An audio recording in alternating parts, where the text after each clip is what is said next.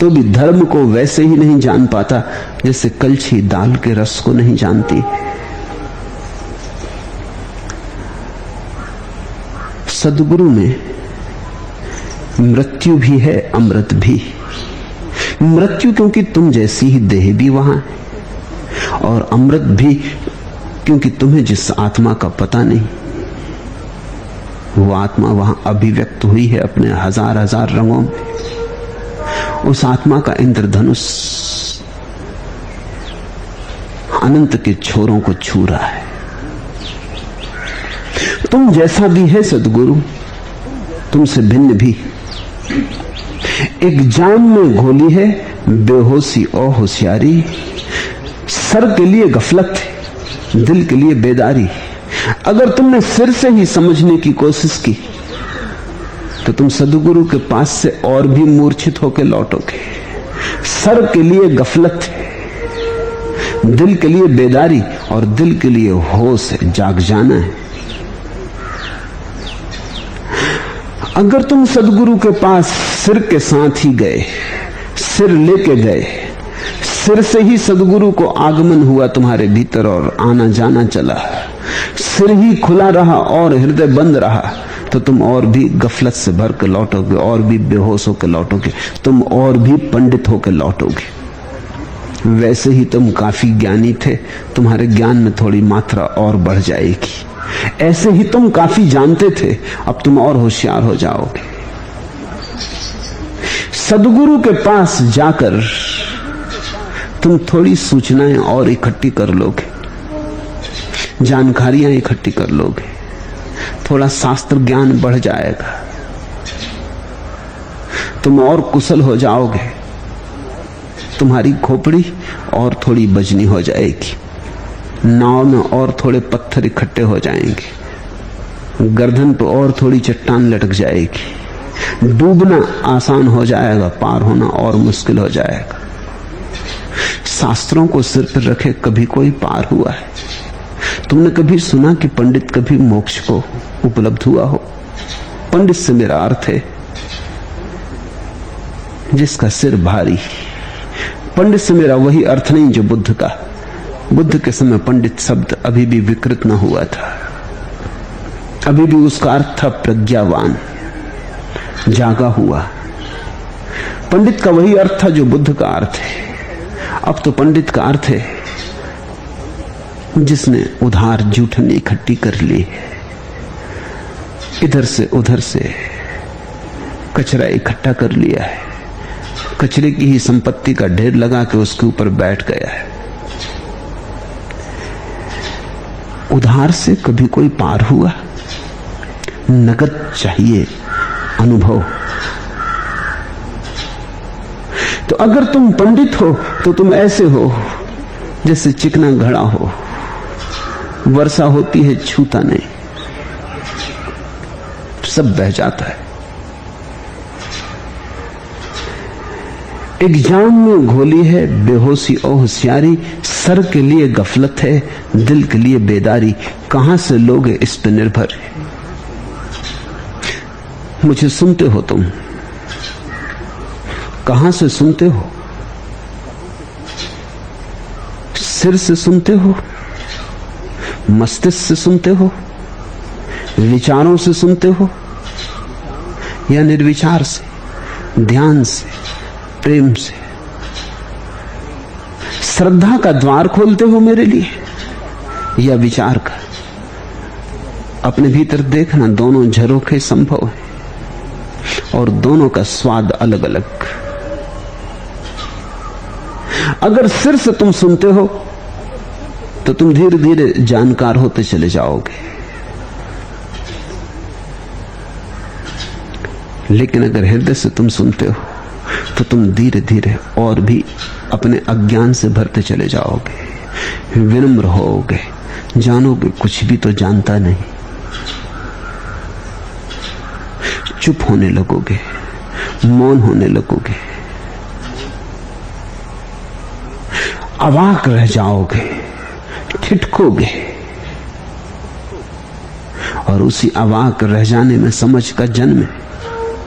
समझदारी में नहीं, नासमझी के बोध में समझ का जन्म।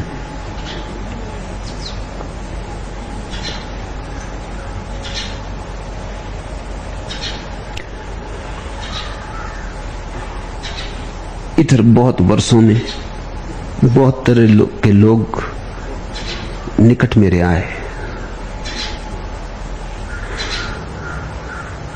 धीरे धीरे मुझे अनुभव हुआ कि अगर मुझे उन लोगों को तृप्ति देनी है जिनका संबंध मस्तिष्क का है, तो वे लोग जो हृदय के कारण मेरे करीब आए कुंभला जाएंगे।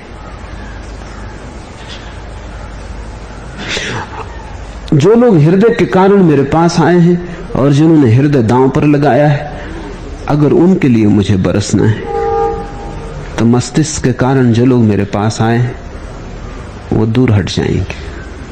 न केवल दूर हट जाएंगे, नाराज भी हो जाएंगे। इन दोनों को एक साथ तृप्त करना असंभव है। बहुत मैंने चेष्टा की कि दोनों के लिए सहारा मिलता रहे। शायद जो मस्तिष्क से आज भरा है कल झुक जाए, पर लगा नहीं, असंभव है। कलछी दाल में कितने ही समय रहे रस न ले सकेगी। फिर मुझे उनकी फिक्र ही छोड़ देनी पड़ी।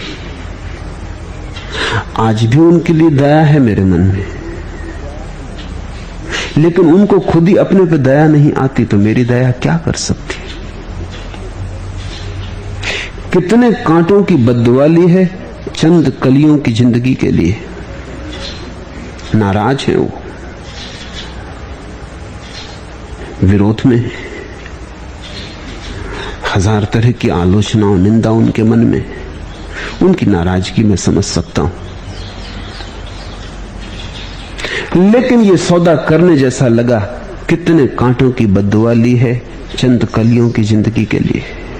ये करने जैसा लगा। एक कली भी खिल जाए और हजार कांटे गालियां देते रहे, क्या फर्क पड़ता है?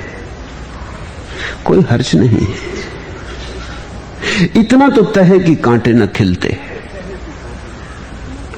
हाँ, उन पर ज्यादा ध्यान देने से हो सकता था ये कली न खिल पाती। तो अब तो मेरा संबंध सिर्फ उनसे है जो हृदय को दांव पर लगाने की हिम्मत रखते। जुआरी, अब दुकानदारों से संबंध नहीं। इसलिए मैंने सब ऐसे उपाय कर लिए कि उस तरह के लोगों को आने की सुविधा ही न रह जाए, क्योंकि आते हैं तो अकारण समय व्यर्थ होता है। अकारण शक्ति, अकारण समय, और उन्हें कुछ होने वाला नहीं जब तक कि वो सीखने ही ना आएंगे। अब विद्यार्थियों में मेरी उत्सुकता नहीं है, केवल शिष्यों में। और फर्क यही है कि विद्यार्थी ज्ञान लेने आता है, शिष्य जीवन लेने। विद्यार्थी कुछ जानकारी बढ़ जाए तृप्त, थोड़ी उसकी संपदा समझ की बढ़ जाए काफी।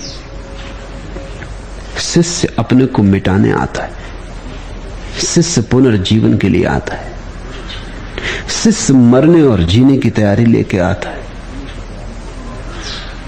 शिष्य चुनौती स्वीकार करता है सद्गुरु की, शिष्य सत्संग के लिए आता है, विद्यार्थी शिक्षित होने के लिए।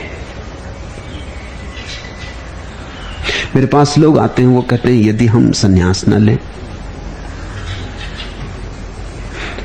तो क्या आपका प्रसाद हमें न मिलेगा? मैं उनसे कहता हूं मेरा तो प्रसाद मिलेगा, लेकिन तुम न ले पाओगे। सवाल मेरे देने का नहीं है, सवाल तुम्हारे लेने का है। संन्यास तो केवल एक भाव मुद्रा है, एक गेस्चर कि तुम तैयार हो, कि तुम मेरे साथ पागल होने को तैयार हो, कि तुम मेरे साथ चलने को तैयार हो, चाहे सारी दुनिया मेरे खिलाफ जाती हो। संन्यास तो तुम्हारे प्रेम की घोषणा है, संन्यास तो तुम्हारे इस निर्णय की सूचना है कि सारी दुनिया के मुकाबले तुम मुझे चुनते हो। मैं तो उन्हें भी देने को तैयार हूं जो सन्यासी नहीं,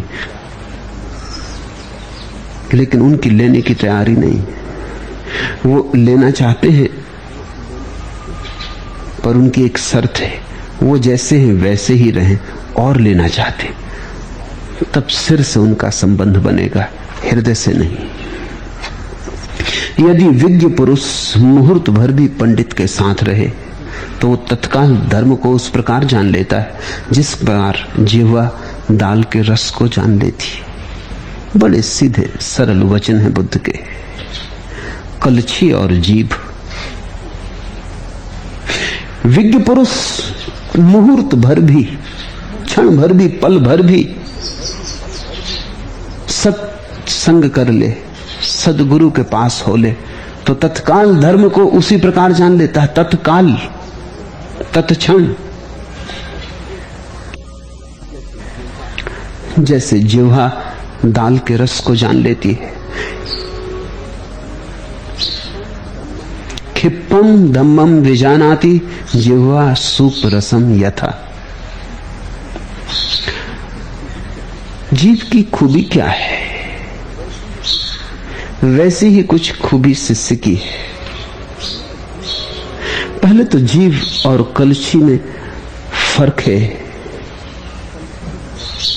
कलछी मृत है, जीव जीवित है। बुद्धि मृत है, हृदय जीवित है।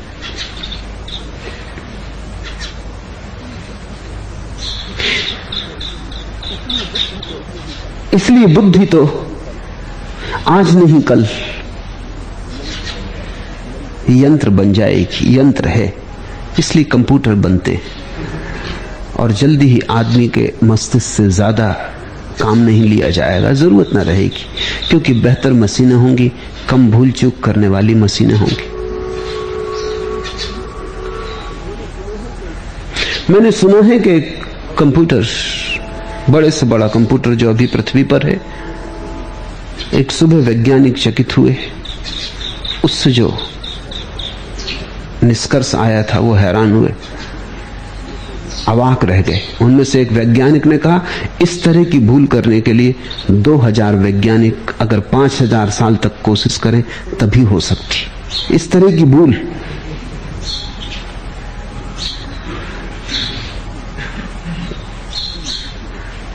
धीरे धीरे बुद्धि तो कंप्यूटर के साथ पहुंच जा रही है।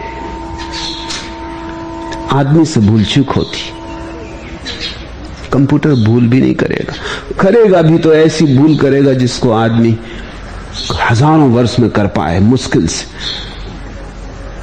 असंभव जैसी बात करेगा। नहीं तो नहीं होगी भूल। आज नहीं कल छोटे कंप्यूटर हो जाएंगे जिन्हें तुम अपने खीसे में रख के चल सकोगे, तो तुम्हें सिर में इतना बोझ लेके चलने की जरूरत न रह जाएगी। कंप्यूटर से तुम पूछ सकते हो कि फला फला उपनिषद में फला फला पेज पर क्या है, वो फौरन जवाब दे देगा। तुम्हें कंठस्थ करने की जरूरत क्या। अभी भी यही कर रहे हो तुम। जिसको तुम पंडित कहते हो वो कंप्यूटर है, उसने कंठस्थ कर लिया है, उसने रट लिया है। ये रटन तो मशीन भी कर सकती है।